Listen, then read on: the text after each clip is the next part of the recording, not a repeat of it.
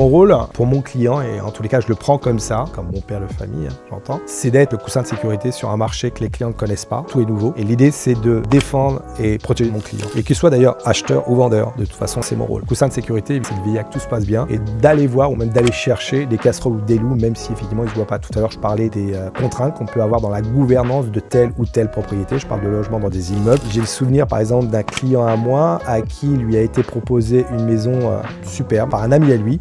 C'était une maison, 3 chambres, 2 salles de bain, piscine, sur le canal qui lui permettait de garer son bateau derrière. Et donc il m'avait appelé pour commencer à faire les papiers. Et donc je l'ai un petit peu calmé pour ensuite aller voir. En fait les loups, on les a trouvés, c'est-à-dire que le seawall en fait c'est le mur qu'il y a dans le canal, qui plonge dans le canal, on était complètement à refaire. On pouvait pas le voir puisqu'en fait il avait un dock et le bateau du propriétaire était carré devant. On pouvait pas voir ce qu'il y avait. Là pour le coup il y en avait pour 80 000 $. On s'est rendu compte que la piscine fuyait et la pompe a changé. Donc ça c'était une histoire. Alors pour le premier, il y avait 80 000 $ pour le seawall de réflexion, on va dire, ou de réparation. Pour la piscine et la pompe a changé, il y en avait de mémoire, il y en avait pour près de 9 000 $, il me semble, 8 500, quelque chose comme ça. Et autre chose, le panneau électrique. Encore une fois, il y avait un problème là-dessus, il était un petit peu bricolé et pareil, il fallait le changer. Le propriétaire avait profité d'un programme d'État de Floride pour faire de l'isolation sur son toit. Seulement, ça se voyait pas et en fait, il fallait chercher sur le cadastre puisque ces échéances étaient payées via son foncier, payées tous les ans. Donc, il y avait une petite partie et donc le reliquat était de 15 000 $. Donc mon client, en fait, l'acheteur allait hériter. Et ça, il a oublié de le dire à son ami. En fait, il n'a pas acheté la maison et puis l'histoire d'y passe, ils sont restés amis, quoi.